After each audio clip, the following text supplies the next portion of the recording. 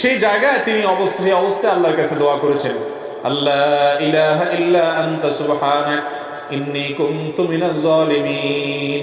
দোয়া করে বলেছেন, আল্লাহকে আহ্বান করে ডেকে বলেছেন, ও আল্লাহ, লা ইলাহা ইল্লা আন্ত, আপনি ছাড়া কেউ সত্যিকারের মাবুদ নেই। ইন্নী কুনতু মিনাজ সুবহানাক, আপনার পবিত্রতা বর্ণনা করছি। ইন্নী কুনতু মিনাজ জালিমিন, আমি হলাম জালিমদের অন্তর্ভুক্ত। আমি নিজের প্রতি নিজে অবিচার করেছি, আমি নিজে ভুল করেছি। আল্লাহর কাছে এই দোয়া করে, এই বাক্যগুলো বলে আল্লাহর কাছে দোয়া করেছেন কে? ইউনূস আলাইহিস সালাম। লা ইলাহা ইল্লা আনতা সুবহানাকা ইন্নী কুনতু মিনাজ জালিমিন।